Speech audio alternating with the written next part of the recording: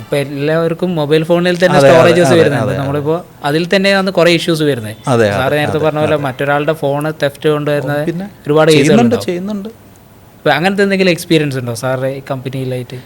നമുക്ക് ഇതുവരെ അങ്ങനെ ഈ പറഞ്ഞ തെഫ്റ്റ് ചെയ്ത് വന്നതോ അല്ലെങ്കിൽ മാൽ പ്രാക്ടീസ് വഴി വന്ന ഫോണോ ഞങ്ങൾ ഹാൻഡിൽ ചെയ്തിട്ടില്ല ഇതുവരെ. കാരണം ജെന്യൂനാണ് ഞങ്ങൾക്ക് ബോധ്യപ്പെട്ടെങ്കിൽ മാത്രമേ എടുക്കുകയുള്ളൂ. പിന്നെ അത് ഓൾമോസ്റ്റ് അത് എടുത്തു കഴിയുമ്പോൾ അവരുടെ ഒന്ന് ബോധ്യമാവുകയും ചെയ്യും.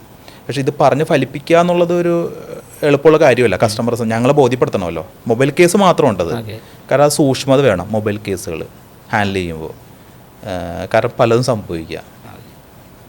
ലീഗൽ സൈഡായിട്ടുള്ള എന്തെങ്കിലും അപ്രോച്ചസ് വന്നിട്ടുണ്ടോ? ഐ മീൻ ഗവൺമെൻറ് സെക്ടേഴ്സ് എന്നൊക്കെ. ഗവൺമെൻറ് സെക്ടേഴ്സ് അപ്രോച്ച് നമ്മൾ മെയിനായിട്ട് ചെയ്യുന്നത് അവർക്ക് ഹെൽപ്പ് ചെയ്ത് കൊടുക്കുക എന്നുള്ളതാണ്. അസിസ്റ്റിംഗ് ഈ ഫോറൻസിക് ലാബിൽ നിന്നൊക്കെ നമുക്ക് കോണ്ടാക്ട്സ് വരും. അപ്പോൾ അവർക്ക് ഒരു ഡയറക്ഷൻ കൊടുക്കുക, അങ്ങനെയുള്ള കാര്യങ്ങൾ നമ്മൾ ഹെൽപ്പ് ചെയ്യാറുണ്ട്. അപ്പോൾ ഈ സൈബർ സെല്ലായിട്ട് ബന്ധപ്പെട്ടാണെങ്കിലും അവർ ക്ലാരിറ്റിക്ക് വേണ്ടി നമ്മൾ വിളിക്കും. അപ്പോൾ നമ്മൾ അതിന് പ്രോപ്പർ അഡ്വൈസ് കൊടുക്കുക, ഏത് ലെവലാണ് ചെയ്യേണ്ടത് കാര്യങ്ങൾ എന്നുള്ളത്. അസിസ്റ്റിംഗ് മെയിനായിട്ട് ചെയ്യുന്നത്. കാരണം നമ്മൾ ഓൾറെഡി പ്രൈവറ്റ് വർക്കിൽ തന്നെ ബിസിയാണ്. പിന്നെ ഗവൺമെൻറ് വർക്കുകൾ ഹാൻഡിൽ ചെയ്യാൻ പറ്റും. അതിൻ്റെ അറിയാലോ, അതിൻ്റെ ഒരു പ്രൊസീജിയറും കാര്യങ്ങൾ പ്രോട്ടോകോൾസ് ഉണ്ട്, ഒരുപാടുണ്ട്. അപ്പം ഞങ്ങൾ പ്രൈവറ്റ് സെക്ഷനിൽ തന്നെ അത്യാവശ്യം ബിസിയാണ്. നമ്മളിപ്പോൾ ഡാറ്റ റിക്കവറിക്ക് വരുന്നതിൽ കോസ്റ്റ് എഫക്റ്റീവ്നെസ് നേരത്തെ പറഞ്ഞ പോലെ കുറേ സോഫ്റ്റ്വെയർസ് ഉണ്ടല്ലോ. അതല്ലാതെ നമ്മളെ കേസിലേക്ക് വരുന്നേരം കുറേ കോസ്റ്റ് ഫ്രീ ആയിട്ടുള്ളത്. അപ്പോൾ അതിൻ്റെ എങ്ങനെ ക്ലാസ് 100 എന്നൊക്കെ പറഞ്ഞ സ്പേസസ് ഇല്ലേ, അതിനെക്കുറിച്ച് സാറിന്? ഇത് എനിക്ക് തോന്നുന്നത് ക്ലാസ് 100 സ്പെസിഫിക്കേഷനുള്ള ലാബ് എന്നാണ് അതിൻ്റെ അർത്ഥം. ലാബ് അത് മെയിനായിട്ട് വരുന്നത് ഈ ഹെഡ് ട്രാൻസ്പ്ലാന്റ് ചെയ്യുന്ന കേസ് ഞാൻ കുറച്ചു മുമ്പ് സൂചിപ്പിച്ചിരുന്നല്ലോ. ഹെഡ് ട്രാൻസ്പ്ലാന്റ് ചെയ്യുമ്പോൾ ഇതിൻ്റെ ലിഡ് അഴിക്കേണ്ടി വരും. ഇത് സീൽഡാണ് ലിഡ്. ദാറ്റ് മീൻസ് ഫാക്ടറിയിൽ ഈ കണ്ടാമിനേഷൻ ഇല്ലാത്ത ലെവലിൽ ഹൈ പ്യൂരിഫൈഡ് ആയിട്ടുള്ള ഒരു എൻവയറമെൻറ്റിലാണ് സീൽ ചെയ്യുന്നത്.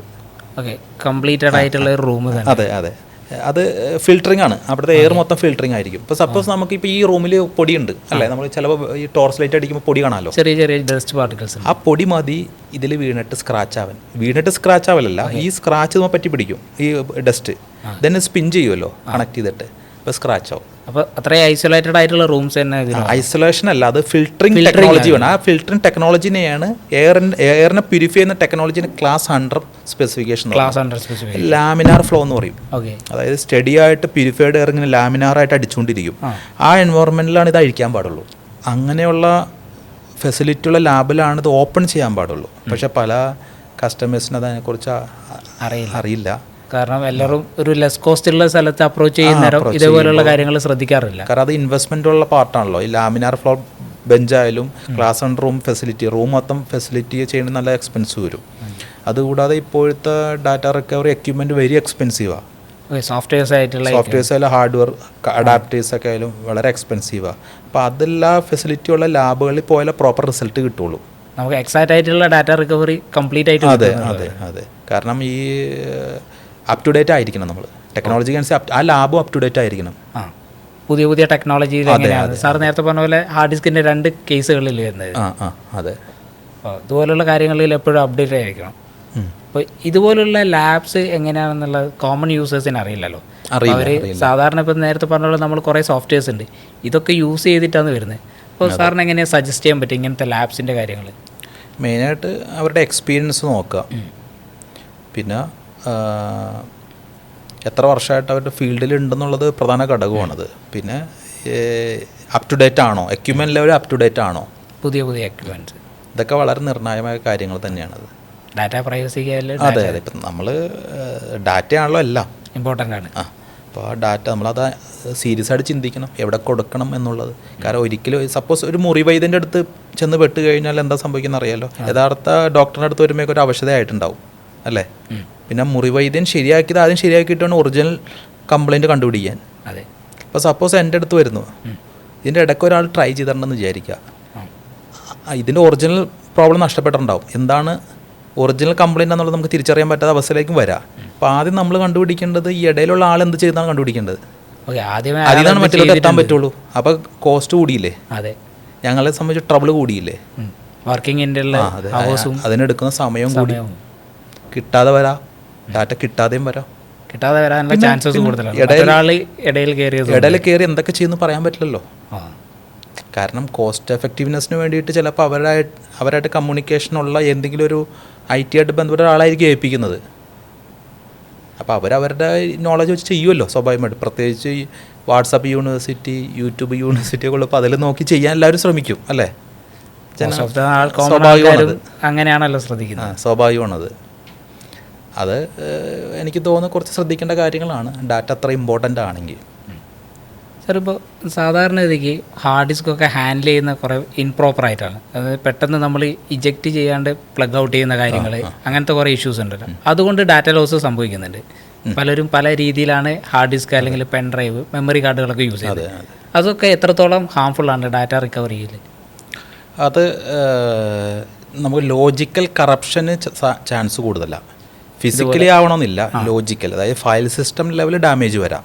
ദാറ്റ് മീൻസ് ഫയൽസ് കറപ്റ്റഡ് ആയി പോകാം. അല്ലെങ്കിൽ അതിൽ ഇപ്പോൾ പെൻ ഡ്രൈവ് ആണെങ്കിൽ പെൻ ഡ്രൈവിലുള്ള FAT32 ഫയൽ സിസ്റ്റം ഉണ്ട്, അതിൽ NTFS ഉണ്ട്, അത് കറപ്റ്റഡ് ആവും. ദാറ്റ് മീൻസ് എന്ന് പറഞ്ഞാൽ നമുക്ക് ആക്സസ് നഷ്ടപ്പെടും. അപ്പോൾ എപ്പോഴും നമ്മൾ ഒരു ഡിവൈസ് ഇപ്പോൾ USB വഴി കമ്പ്യൂട്ടറായിട്ട് കണക്റ്റഡ് ആണെങ്കിൽ എപ്പോഴും അതൊരു ഹാൻഡ് ഷേക്ക് മോഡലായിരിക്കും കമ്മ്യൂണിക്കേഷൻ, ബൈ എന്നുള്ള നിലക്ക്. അപ്പോൾ വിട പറയുമ്പോൾ അത് പ്രോപ്പറായിട്ട് വിട പറഞ്ഞിട്ട് പോകണം. അപ്പോൾ അതിന് പ്രോട്ടോകോൾ ഉണ്ട്. അതിന് വേണ്ടിയിട്ടാണ് ഇജക്ഷൻ അല്ലെങ്കിൽ ഓഫ്ലൈൻ. നോർമലി നമുക്ക് മാനേജ് കമ്പ്യൂട്ടേഴ്സ് എടുക്കുകയാണെങ്കിൽ റൈറ്റ് ബട്ടൺ ഓരോ ഡിവൈസിൻ്റെ അവിടെ ഓഫ്ലൈൻ എന്നുള്ളതുണ്ടാവും. താഴത്തെ ടാസ്ക് ബാറിൽ പ്രസ് ചെയ്ത് സേഫ്ലി റിമൂവ് കിട്ടുന്നില്ലെങ്കിൽ അവിടെ പോയിട്ട് ഓഫ്ലൈൻ ആക്കിയിട്ടാണ് എടുക്കാൻ. കാരണം എന്താ സംഭവിക്കുന്നത് വെച്ചാൽ ഇത് തമ്മിൽ ഒരു കമ്മ്യൂണിക്കേഷൻ നടക്കുന്നുണ്ട് എപ്പോഴും. അപ്പോൾ ഈ OS അറിഞ്ഞിട്ട് പോകണം ഡിറ്റാച്ച് ആവാനായിട്ട്. അപ്പോൾ ഇതിനൊരു ക്യാഷ് മെമ്മറി എപ്പോഴും ഉണ്ടാവും, റാമിൽ തന്നെ ഉണ്ടാവും. അത് ടെമ്പററി ആയിട്ട് കിടക്കുകയായിരിക്കും. അപ്പോൾ റൈറ്റിംഗ് എന്തെങ്കിലും ഡിലേയിൽ കിടക്കുന്നുണ്ടെങ്കിൽ കറപ്റ്റഡ് ആവും. അപ്പോൾ നമ്മൾ ഈ സിഗ്നൽ കൊടുക്കുമ്പോൾ ആ റൈറ്റിംഗ് കംപ്ലീറ്റ് ചെയ്യും, ആ സൈക്കിൾ കംപ്ലീറ്റ് ചെയ്ത് അവനെ ടാറ്റ ബൈ പറഞ്ഞ് വിടാം. മറ്റേത് ഇപ്പോൾ ഈ പറഞ്ഞോട്ട് വയലേഷനായി. അപ്പോൾ അത് പ്രോപ്പറായിട്ട് നമ്മൾ ഇജക്ഷൻ കൊടുത്ത് തന്നെ എടുക്കണം. ഓൾറെഡി ഡാറ്റ കംപ്ലീറ്റ് ആയിട്ട് കോപ്പി ചെയ്ത് കഴിഞ്ഞു, എന്നിട്ടും നമ്മൾ ചില ടൈമിൽ കറക്റ്റ് പ്ലഗ് ഔട്ട് ചെയ്യുന്നു, ചുമ്മാ വലിച്ചൂരുന്നു. അപ്പോൾ തന്നെ നമ്മൾ ഹാർഡ് ഡിസ്ക് പിന്നീട് കണക്ട് ചെയ്ത് നോക്കുന്നേരം എന്തെങ്കിലും ഒരു ഫോൾട്ട് കാണാറുണ്ട്. അതാണ് പറഞ്ഞത്, ജനറലി ആൾക്കാർ ഇത് എപ്പോഴും ഇത് ശീലമായിട്ടുണ്ടാവും, ഊരിയെടുക്കില്ല. അപ്പോൾ എനിക്കൊന്നും സംഭവിച്ചിട്ടില്ലല്ലോ എത്ര നാളായിട്ട്, അതങ്ങനെ ലക്കിലിയാണ് പോകുന്നേ ഉള്ളൂ. പക്ഷേ എന്തെങ്കിലും ഒരു ക്യൂ കിടപ്പുണ്ടെങ്കിൽ, റൈറ്റിംഗ് റീഡിങ് പ്രോസസ്സിൻ്റെ ക്യൂ കിടപ്പുണ്ടെങ്കിൽ ഈ ലോജിക്കൽ കറപ്ഷൻ വരാം. പിന്നെ കൊത്തുമ്പോൾ ഫോൾഡർ തന്നെ കാണില്ല, റൂട്ട് ഫോൾഡർ ഉണ്ടാവില്ല, ഉണ്ടാവില്ല. പിന്നെ അല്ലെങ്കിൽ ശ്രദ്ധിച്ചിട്ടുണ്ടാവില്ല, ചൈനീസ് ലെറ്റർ ഒക്കെ പോലെ ചില ഫോൾഡർ ഉണ്ടല്ലോ, ഈ കറപ്ഷൻ്റെ ഭാഗമാണത്. ലോജിക്കൽ ഡാമേജ് ആയി കഴിഞ്ഞു. ഇപ്പോൾ ചില ആൾക്കാർ പോക്കറ്റിലൊക്കെ കൊണ്ടു കിടക്കല്ലേ ഹാർഡ് ഡിസ്ക്, ആ കേസൊക്കെ എങ്ങനെ ഇതിനെ എഫക്റ്റ് ആവുന്നത്? ജനറലി നമ്മൾ ഹാർഡ് ഡ്രൈവ് എന്ന് പറഞ്ഞാൽ വളരെ കോംപ്ലിക്കേറ്റഡ് ഡിവൈസാണ്, നമ്മൾ കാണുന്ന പോലെ അല്ല. അതിൻ്റെ വർക്ക് നിസ്സാരമായിട്ട് ഹാൻഡിൽ ചെയ്യുന്നതാണ്. ഹാർഡ് ഡ്രൈവ് എന്ന് പറഞ്ഞാൽ വളരെ കോംപ്ലിക്കേറ്റഡ്, അതായത് അത്രയും എന്താ പറയുക, അകത്ത് നടക്കുന്ന പ്രോസസ് അത്രയും കോംപ്ലിക്കേറ്റഡാണ്. അപ്പം നമ്മൾ അത്ര നല്ല സേഫ്റ്റി ആയിട്ട് ഡീൽ ചെയ്യണം, വളരെ സൂക്ഷിച്ചിനെ ഡീൽ ചെയ്യണം. പോക്കറ്റിൽ ഇടാൻ പാടില്ല, അതുപോലെ നമ്മൾ ചെറിയ ഇങ്ങനെ അടിക്കാൻ പോലും പാടില്ല ഹാർഡ് ഡ്രൈവ്. ചിലവരിങ്ങനെ താളം പിടിക്കും, ഇതുപോലെ ഡാമേജ് ഉണ്ടാക്കും, പ്രത്യേകിച്ച് വർക്ക് ചെയ്യുന്ന സമയത്ത്. അല്ലെങ്കിൽ തന്നെ അത് വൈബ്രേഷൻ മാക്സിമം ഒഴിവാക്കണം. വൈബ്രേഷൻസ് ഉണ്ടാവില്ല. ബൈക്കുകളുടെ ഫ്രണ്ടിലെ സീറ്റിൽ വെച്ച് പോകുക. എപ്പോഴും നമ്മളൊരു കുഷൻ പാക്കിങ്ങിലായിരിക്കും ഹാർഡ് ഡ്രൈവ് കൊണ്ടുപോകേണ്ടത്, ഒരു ഡയറക്റ്റ് ഇമ്പാക്റ്റ് വരരുത്. അതുപോലെ തന്നെ മൈക്രോ SD കാർഡ്, SD കാർഡുകൾ പൊതുവേ ഞാൻ ഇപ്പോൾ എൻ്റെ ഈ അനുഭവത്തിൽ ഒരുപാട് കേസുകൾ ഉണ്ടായിട്ടുണ്ട്. ഇപ്പോൾ പൊതുവേ എല്ലാവരും ഈ ആൽബം ഷൂട്ട് ചെയ്യുന്നവരും കല്യാണ പരിപാടി ഷൂട്ട് ചെയ്യുന്നവരൊക്കെ ബിസി ആയിരിക്കും, എല്ലായിടത്തും വർക്ക് പിടിക്കും അല്ലേ, എന്നിട്ട് സബ് കൊടുക്കും. ഈ സബ് കൊടുക്കുന്നതിന് വലിയ ഉത്തരവാദിത്വം ഉണ്ടാവില്ല, ഇത് ഏറ്റ ആൾക്കാർക്ക് എല്ലാ ഉത്തരവാദിത്വം. സബ് കൊടുക്കുന്നവൻ അവൻ ചെയ്തിട്ട് പോകും. പക്ഷേ ഇവർ ഇംപ്രോപ്പറായിട്ടാണ് ഇത് ഹാൻഡിൽ ചെയ്യുന്നത്. ജനറലി മൈക്രോ SD കാർഡ് എത്ര പ്രഷ്യസ് ആയിട്ടുള്ള ഇവൻ്റ് ആയിരിക്കും അത് അല്ലേ, കുറേ മൊമെന്റ്സ്. അതെ അതെ അതെ അത് നമുക്ക് പിന്നെ അത് പൈസ കൊണ്ട് പരിഹരിക്കാൻ പറ്റുന്നല്ല, നഷ്ടപ്പെടുന്നു. പൊതുവെ കണ്ടുവരുന്നത് അവർ ഈ പറഞ്ഞ തൊട്ട് പേഴ്സിൻ്റെ അകത്ത് വെക്കും. അപ്പോൾ എനിക്ക് അനുഭവമുള്ളതാണ്. പേഴ്സിനകത്ത് വെച്ചിട്ട് ലാബിൽ വരും, പേഴ്സിൻ്റെ അകത്തുനിന്നായിരിക്കും ഈ മെമ്മറി കാർഡ് എടുത്ത് തരാം. അപ്പോഴേക്കും ഈ ഇരുന്ന് ആ മെമ്മറി കാർഡ് ബെൻഡായിട്ടുണ്ടാവും. അപ്പോൾ തന്നെ ഞങ്ങൾ അവരുടെ മുമ്പിച്ച് പറയും, ഞങ്ങളിപ്പോൾ തന്നെ ഇതിൻ്റെ റിപ്പോർട്ട് തരാം. ഞങ്ങൾ മൈക്രോസ്കോപ്പിൽ നോക്കുമ്പോൾ തന്നെ അറിയാൻ പറ്റും, വട്ടം ക്രാക്ക് വീണുണ്ടാവും, ബെൻഡായിട്ടുണ്ട്, ക്രാക്ക് ഉണ്ട്. ഇനി ക്രാക്കുള്ള ചില കേസിൽ നമ്മൾ ഡാറ്റ എടുത്തിട്ടുണ്ട്, അത് വേറെ ഇഷ്യൂസ്, കോംപ്ലിക്കേറ്റഡ് ആയി. അപ്പോൾ ജനറലായിട്ട് കാണുന്നൊരു പ്രവണതയാണത്. അപ്പം അത് സൂക്ഷിക്കണം. അത് ഇത്തരം കേസുകളല്ലാണ്ട് ഡാറ്റ റിക്കവറി പോസിബിൾ അല്ലാത്ത കേസുകൾ എന്തൊക്കെയായിരിക്കും? അതിൽ നമുക്ക് രണ്ടായിട്ട് തിരിയാം. ഒന്ന് physically and logically. Logical issues ആകുമ്പോൾ overwriting case. Overwriting case നിങ്ങളിപ്പോൾ സപ്പോസ് ഒരു ഫയൽ ഫോർമാറ്റ്, ഒരു ഫയൽ സിസ്റ്റം ഫോർമാറ്റ് ചെയ്തു, അതിൽ ഡ്രൈവ് CDE എന്നൊക്കെ സപ്പോസ് ഉണ്ടാവില്ലേ, ഒരു ഡ്രൈവ് ഫോർമാറ്റ് ചെയ്തു. അതിൽ ഏത് ടെക്നോളജിയാണ് ആ ഡ്രൈവ് എന്ന് അടിസ്ഥാനമാക്കി റിക്കവറി ചാൻസ് കൂടിയും കുറഞ്ഞിരിക്കും. നമ്മൾ നേരത്തെ പറഞ്ഞോട്ട് PMR-ഉം SMR ടെക്നോളജി ഒക്കെ ഇതിൽ ഫാക്ടേഴ്സ് ആണ് കേട്ടോ. PMR-ൽ ഓവർ റൈറ്റ് ചെയ്തിട്ടുണ്ടെങ്കിൽ റിക്കവറി പോസിബിൾ ആണ്. ഇനി PMR-ൽ ഓവർ റൈറ്റ് ചെയ്തു, ചാൻസ് ഇല്ല. ഇപ്പോൾ ചിലർ പറയും വേറെ ഒരു തിരുത്തൽ കൂടി ഉണ്ട്. പൊതുവെ ചില ആൾക്കാർ ധരിച്ചിരിക്കുന്നത് ഓവർ റൈറ്റ് ചെയ്താൽ ഡാറ്റ എടുക്കാൻ കഴിയും. അതെ, തെറ്റിദ്ധാരണ, അറിവില്ലാത്തതുകൊണ്ട് പറയുന്നത്. നമ്മളിപ്പോൾ ഫോർമാറ്റ് ചെയ്തിട്ട് വീണ്ടും അതിൻ്റെ അകത്തേക്ക് ഡാറ്റ വന്നു, വീണ്ടും അത് റിക്കവർ ചെയ്യുന്ന നേരം അതെ അതെ ഓവർ റൈറ്റഡ് ആയിട്ടുണ്ടാവും. എന്തായാലും അതിൽ നിന്ന് റിക്കവറി കിട്ടുമെന്ന് പറയുന്നുണ്ട്. ഇല്ല, അത് കണ്ടീഷൻസ് ഉണ്ട്. ജനറലി ഇപ്പോൾ സപ്പോസ് ഒരു എക്സാമ്പിൾ പറയണമെങ്കിൽ ഒരു 2 TB ഹാർഡ് ഡ്രൈവ് എന്ന് വിചാരിക്കാം, സിംഗിൾ പാർട്ടീഷൻ, സപ്പോസ് C മാത്രമേ ഉള്ളൂ. നമ്മൾ എന്ത് ചെയ്തു, അത് ഓപ്പറേറ്റിംഗ് സിസ്റ്റം ഒക്കെ ഉണ്ടായിരുന്നു, ഡാറ്റയൊക്കെ ഉണ്ടായിരുന്നു, ഫോർമാറ്റ് ചെയ്തു വിചാരിക്കുക. അതിൽ നിലവിലെ കൺസംഷൻ, ഇതിപ്പോൾ വളരെ ഇമ്പോർട്ടൻ്റ് ആണ്, ഞാൻ പറയുന്ന ടെർമിനോളജി കുറച്ച് ശ്രദ്ധിക്കണം. 2 TB ഡാറ്റയും OS അടക്കം 1.5 TB ഉള്ളൂ വിചാരിക്കാം. സപ്പോസ് ഞാൻ PMR-ൻ്റെ കേസാണ് പറയുന്നത്. ദെൻ OS-ഉം ഡാറ്റ കൊണ്ട് ഫോർമാറ്റ് ചെയ്തു. അപ്പോൾ ടോട്ടൽ ഡാറ്റ നമുക്ക് നഷ്ടപ്പെട്ടത് 1.5 TB ആണ് അല്ലേ. 0.5 TB ഫ്രീ സ്പേസ് ആണ്. ദെൻ ഇതിൽ നമ്മൾ രണ്ടാമത് ഓവർ റൈറ്റ് ചെയ്യുന്നു. സപ്പോസ് 1.5 ഓവർ റൈറ്റ് ചെയ്താൽ പിന്നെ ഡാറ്റ ഒന്നും തന്നെ കിട്ടില്ല, അത് കംപ്ലീറ്റ് ഓവർ റൈറ്റ് ആയി. അത് ഒരു പ്രാവശ്യമായാലും 2 പ്രാവശ്യമായാലും സെയിം തന്നെ എഫക്റ്റ്. ഒറ്റ പ്രാവശ്യം ഓവർ റൈറ്റ് ഡാറ്റ കിട്ടില്ല, പിന്നെ രണ്ടാമത്തെ തവണ പറയേണ്ട കാര്യമില്ലല്ലോ. പക്ഷേ അതിൽ 1 TB റൈറ്റ് എന്ന് വിചാരിക്കുക, ബാക്കി 0.5 റൈറ്റ് ചെയ്തിട്ടില്ല. PMR-ൻ്റെ കേസിലാണെങ്കിൽ 0.5 എന്തെല്ലാം ഡാറ്റ ഉണ്ടായിരുന്നു അത് റിക്കവർ ചെയ്യാൻ പറ്റും. അതാണ് ഈ എക്സെപ്ഷൻ കേസിൽ ചില കേസുകൾ. അപ്പോഴും ചില ഇഷ്യൂസ് വരും. അപ്പം ഡാറ്റയിൽ കുറേ, അതായത് ഞാൻ പറഞ്ഞല്ലോ ഈ ഫ്രാഗ്മെന്റേഷൻ എന്ന് പറഞ്ഞ ഒരു കാര്യം പറഞ്ഞിരുന്നു.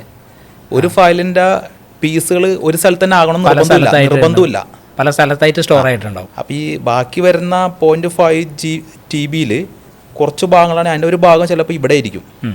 അതാണ് ചില JPEG ഫോട്ടോസ് എടുക്കുമ്പോൾ ജങ്കായിട്ട് കാണുന്നത്. അതിൻ്റെ ഫുൾ ഡാറ്റ അവിടെ അല്ല, എന്നാൽ കുറച്ച് കിട്ടിയിട്ടുണ്ട്, അത് ചിലത് പക്കയായിട്ട് കിട്ടും. ഇനി ഈ 1.5 ഓവർ റൈറ്റ് ചെയ്ത കേസ് ഞാൻ പറഞ്ഞിരുന്നു, കംപ്ലീറ്റ് ഡാറ്റ നഷ്ടപ്പെട്ടു. അപ്പം ഈ ഒരു ഐഡിയ എപ്പോഴും വേണം മനസ്സിൽ, എവിടം വരെ ഡാറ്റ ഓവർ റൈറ്റ് നടന്നു. അപ്പം ഞാൻ എപ്പോഴും ഓരോ കസ്റ്റമേഴ്സ് എന്നെ വിളിക്കുമ്പോൾ ഞാൻ ഇത് പീസാക്കും ഇൻഫർമേഷൻ. ഹിസ്റ്ററി വളരെ ഇമ്പോർട്ടൻ്റാണ്. എവിടെ നിന്ന് എന്ത് സംഭവിച്ചു, എപ്പോൾ സംഭവിച്ചു, എന്തെല്ലാം ആക്ഷൻ, ഇതിന് ഞങ്ങൾക്ക് സ്റ്റാർട്ട് ചെയ്യാൻ പറ്റുള്ളൂ. അപ്പം ഞങ്ങൾ ഓരോ ഡാറ്റ ഇൻപുട്ട് കൊടുക്കും, അവരെ കൊണ്ട് പറയിപ്പിക്കും. ഒരു സൈക്കോളജിക്കൽ, അതെ, സൈക്കോളജിക്കൽ അപ്രോച്ച് വേണം, നല്ല റിസൾട്ട് ഉണ്ടാക്കാൻ പറ്റുള്ളൂ. കസ്റ്റമർ വായന ചാടിക്കണം. കസ്റ്റമറിന് അറിയില്ല ഇത് വാല്യുബിൾ ആണോ ഇല്ലെന്ന്, കസ്റ്റമർ അറിയില്ല. കസ്റ്റമർ അത് ഡോണ്ട് കെയർ ആണ്. പക്ഷെ ഞങ്ങളെ സംബന്ധിച്ച് അത് മെയിൻ കാര്യമാണത്. അതിൽ നിന്ന് ഞങ്ങൾക്ക് റിസൾട്ട് ഉണ്ടാക്കാൻ പറ്റും. അങ്ങനെ ഒരുപാട് കേസുകൾ. എൻ്റെ ഓർമ്മയിലൊരു കേസ് വരുന്നതേ, ഇതേപോലെ ഒരു ഹാർഡ് ഡ്രൈവ്, എനിക്കൊരു 10 years ബാക്കാന്ന് തോന്നുന്നു കേട്ടോ. അദ്ദേഹം പല സ്ഥലത്തും കൊടുത്തു, ഇത് പല സ്ഥലത്തും കൊടുത്ത് ഇതിൻ്റെ ഒറിജിനൽ PCB മാറിപ്പോയി. അത് ഞങ്ങൾക്ക് അറിയാൻ പറ്റുള്ളൂ. കാഴ്ചയിലൊക്കെ സെയിം ആയിരിക്കും, മാറ്റമൊന്നുമില്ല ഇല്ല. അപ്പോൾ ഈ ഒറിജിനൽ PCB-യിലാണ് ഇതിൻ്റെ ഒറിജിനൽ റോമിൻ്റെ ഇൻഫർമേഷൻ കിടക്കും. അത് മീഡിയയിൽ എൻകോഡ് ചെയ്തിരിക്കുന്ന ഒരു ഡാറ്റയും സർക്യൂട്ട് ബോർഡിലൊരു ഡാറ്റയും തമ്മിൽ കണക്ഷൻ ഉണ്ട്. അപ്പോൾ ഇത് ജനറലി ഇതിനെക്കുറിച്ച് അറിവില്ലാത്ത ആൾക്കാർ അയച്ചിട്ടുണ്ടെങ്കിൽ ഇത് ശ്രദ്ധിക്കാതെ അവരെന്ത് ചെയ്യും, കോമ്പാറ്റബിൾ ആയിട്ട് ഒരു PCB വെച്ച് നോക്കും, റീപ്ലേസ് ചെയ്ത് നോക്കും. അപ്പോൾ ഇവർ മാർക്ക് ചെയ്യില്ല, ഒറിജിനൽ PCB ഒന്നും മാർക്ക് ചെയ്യില്ല.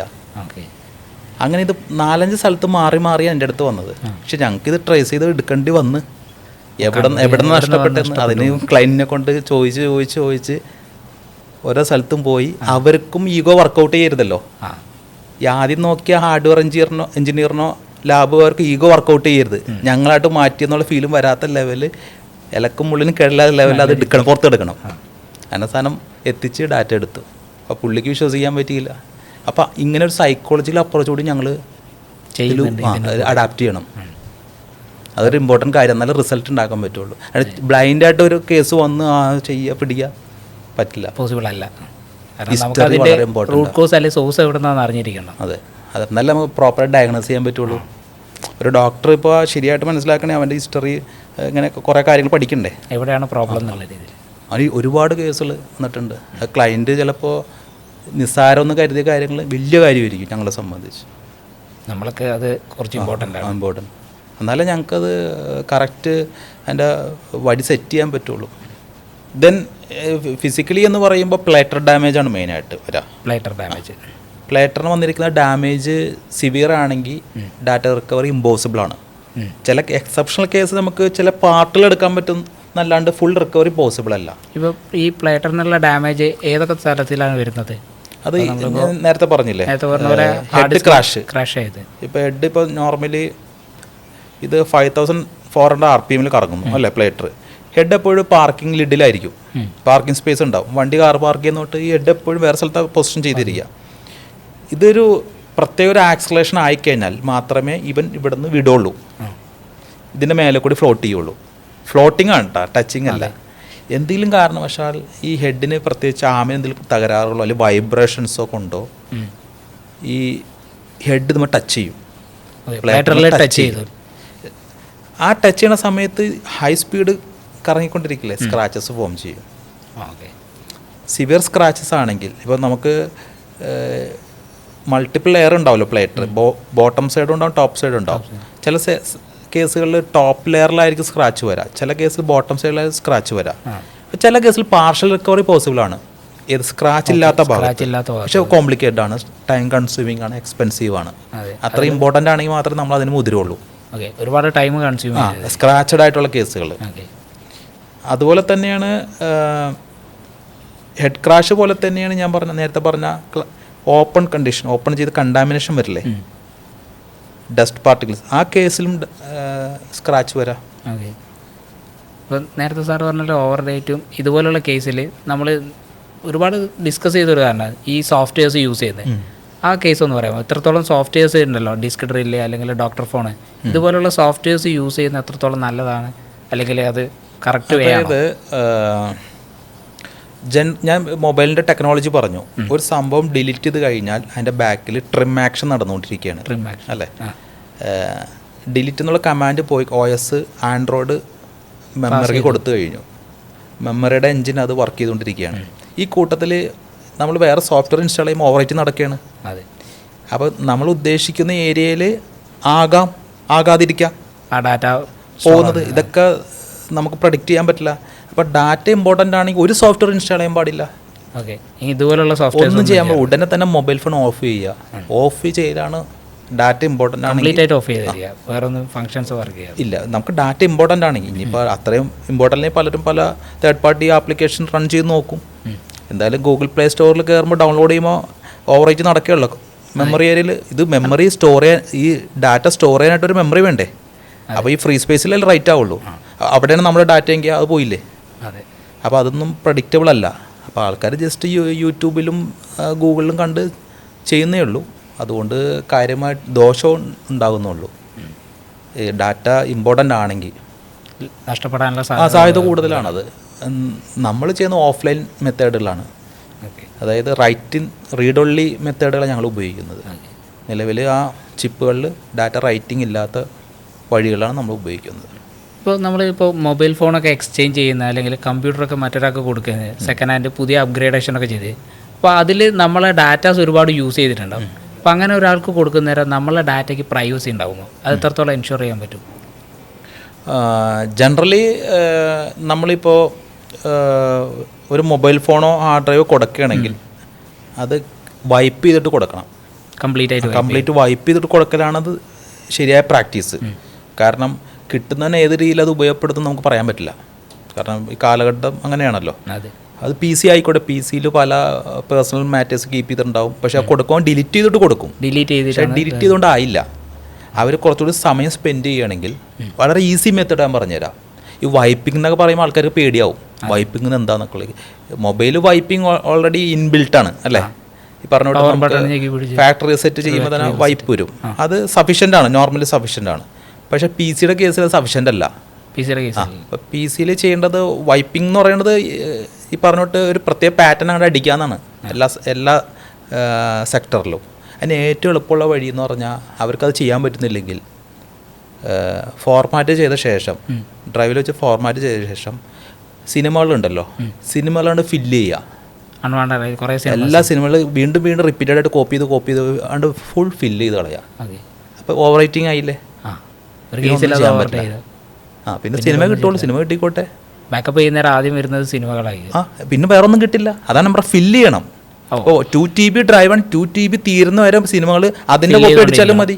ഇപ്പോൾ 2 സിനിമ കോപ്പി ചെയ്തു, ആ 2 സിനിമ അടുത്ത കോപ്പി അടിക്കും. ഇപ്പോൾ 4 സിനിമ വീണ്ടും കോപ്പി അടിക്കും. അങ്ങനെ ചെയ്ത് ഫില്ല് ചെയ്യുക. അത് ജനറൽ യൂസേഴ്സിന് എളുപ്പമുള്ള വഴിയാണ് പറഞ്ഞത്. വൈപ്പിംഗ് എന്ന് പറയുമ്പോൾ വൈപ്പിംഗ് സോഫ്റ്റ്വെയർ ഇൻസ്റ്റാൾ ചെയ്യേണ്ടി വരും. അപ്പോൾ അത് എപ്പോഴും അറിയണമെന്നില്ല. അപ്പോൾ എപ്പോഴും ചിന്തിക്കുക, ഫില്ല് ചെയ്തിട്ട് കൊടുക്കുക. മൂവീസ് ഫില്ല് ചെയ്തിട്ടുണ്ട് കൊടുക്കുക.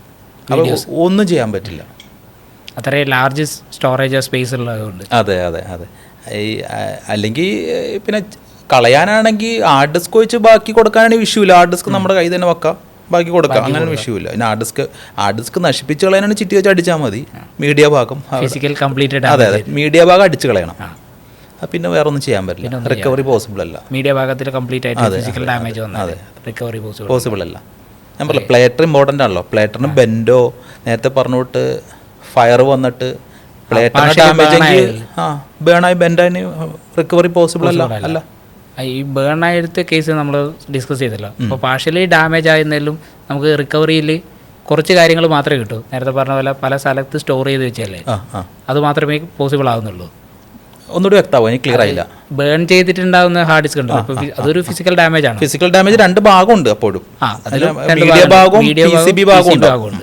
PCB ഭാഗമാണെങ്കിൽ നമുക്ക് ചാൻസുകൾ ഉണ്ട് അതിൽ മീഡിയ സ്റ്റോറേജസ് അല്ലേ. അപ്പം മറ്റേതാണെങ്കിൽ ഒരിക്കലും പോസിബിൾ അല്ല, ഒരിക്കലും പോസിബിൾ അല്ല. അപ്പോൾ ഇതേപോലെ തന്നെ നമ്മളിപ്പോൾ ഡാറ്റ റിക്കവറിയിൽ സെൻസിറ്റീവ് ഡാറ്റാസ് വരുന്നവരല്ലേ, പ്രൈവസി എങ്ങനെയായിരിക്കും എൻഷുർ ചെയ്യുന്നത്? ഇപ്പോൾ ഒരു യൂസറുടെ കേസ് സാറ് പറഞ്ഞു, അപ്പോൾ നിങ്ങളുടെ കേസിലേക്ക് വരുന്നവരെ എൻഷുർ ചെയ്യുന്ന പ്രൈവസീസ്? നമ്മുടെ കേസിൽ എന്ന് പറയുമ്പോൾ ജനറലി ഓരോ കസ്റ്റമറും ഈ ഭയത്തോടു കൂടിയായിരിക്കും വരിക. ഇപ്പോൾ എൻ്റെ ലാബിലല്ല, ഏത് ലാബിൽ പോയാലും ഇപ്പോൾ നമ്മൾ വക്കീലിനോടും ഡോക്ടറോടും എല്ലാം തുറന്നു പറയേണ്ടി വരും അല്ലേ, സിറ്റുവേഷൻ വരും. അതേപോലെ ഒരു അവസ്ഥയാണ് ഇതും. ഇത് ഒരിക്കലും പോകില്ല എന്ന് വിചാരിക്കുന്ന സ്ഥലത്ത് പോകുകയും ചെയ്യുന്ന ഒരു യൂസറെ സംബന്ധിച്ച്.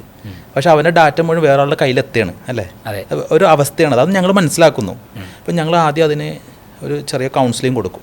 നോർമലി ഞങ്ങളുടെ ഹിസ്റ്ററി, കാരണം ഇനി എന്തൊക്കെ പറഞ്ഞാൽ നമ്മൾ ഹാൻഡിൽ ചെയ്യാൻ പോയുള്ളൂ അദ്ദേഹത്തിൻ്റെ ഡാറ്റ, പ്രോപ്പറായിട്ട് നമ്മൾ അതിനുള്ള എല്ലാ മെഷേഴ്സും എടുക്കും. പിന്നെ ഞങ്ങളുടെ ലാബിൽ വർക്ക് ചെയ്യുന്ന ഓരോ ടെക്നീഷ്യനും ഓരോ ക്യാമറയുണ്ട്, അദ്ദേഹം എന്തൊക്കെ ചെയ്യുന്നുള്ള റെക്കോർഡഡ് ആണത്. എന്തെങ്കിലും ഒരു മാനിപ്പുലേഷൻ ഒരു ടെക്നീഷ്യൻ്റെ ഭാഗത്ത് നിന്ന് വരികയാണെങ്കിൽ തന്നെയും ഞങ്ങൾക്ക് അത് ട്രേസ് ഔട്ട് ചെയ്യാൻ പറ്റും. അത് ഞങ്ങളുടെ ഇൻ ലാബ് ഫെസിലിറ്റിയാണത്. ജനറലി എന്ന് പറഞ്ഞാൽ ഞങ്ങൾ ഇത് ഡംപ് ചെയ്യും, ഈ പറഞ്ഞ ഇവരുടെ ഡാറ്റയെല്ലാം ഡംപ് ചെയ്യും. ഇവരെ കൊണ്ടാണ് ഞങ്ങളത് ചെക്ക് ചെയ്യിപ്പിക്കുന്നത്. ഒന്നുമില്ലെങ്കിൽ റിമോട്ട് കൺട്രോൾ വഴി ചെയ്യിപ്പിക്കാം, അല്ലെങ്കിൽ ഇൻ ലാബ് ഫെസിലിറ്റി വന്ന് അവർക്ക് ചെക്ക് ചെയ്യാം. അപ്പോൾ അവർ ഓക്കെ ആണെങ്കിൽ മാത്രമേ ഞങ്ങൾ പേയ്മെൻറ്റ് ചാർജ് ചെയ്യുള്ളൂ. വാലിഡേഷൻ അവരെ നടത്തേണ്ടത്. അപ്പോൾ അവരെ പേഴ്സണൽ ഡാറ്റയിൽ അവരെല്ലാം ചെക്ക് ചെയ്യണം ഇത്രത്തോളം ഡാറ്റ കറക്റ്റഡ്. പിന്നെ ചില കേസുകൾ വിത്ത് ദെയർ പെർമിഷൻ, അതായത് കസ്റ്റമർ പറയണി മാത്രമേ ഞങ്ങളത് ഓപ്പൺ ചെയ്ത് ചെക്ക് ചെയ്യും, അവരുടെ പെർമിഷനോട് കൂടി ചെക്ക് ചെയ്യും. ചെക്ക് ചെയ്യേണ്ട കാര്യങ്ങൾ മാത്രം ചെക്ക് ചെയ്യും, അത് അവരുടെ പെർമിഷൻ എടുത്തേ ചെയ്യുള്ളൂ. ഇതാണ് ജനറലി ഉപയോഗിക്കുന്ന ഒരു റൂള്. അപ്പോൾ അതുകൊണ്ട് ഫസ്റ്റിനെ നമ്മളൊരു അവരുടെ ഭയം മാറ്റാൻ കുറച്ച് കൗൺസിലിംഗ് കൊടുക്കും. അത് സ്വാഭാവികമായിട്ട് എല്ലാവർക്കും ഉണ്ടാവുന്നതാണല്ലോ. കാരണം നമ്മളൊരു പേഴ്സണൽ ഡാറ്റ മറ്റൊരാൾ ഹാൻഡിൽ ചെയ്യാന്ന് പറയുന്നത് ചിലർ സാമ്പത്തിക ഇടപാടായിരിക്കാം, അതിൻ്റെ എല്ലാ ഡീറ്റെയിൽസും നമുക്ക് കിട്ടിക്കഴിഞ്ഞാൽ എന്താകും എന്ന് കൂടുതൽ ചിന്തിച്ച് പോകാമല്ലോ. ഇപ്പോൾ ഞങ്ങളിപ്പോൾ ഒരു 27 years ആയി ഇപ്പോൾ മേഖലയിൽ.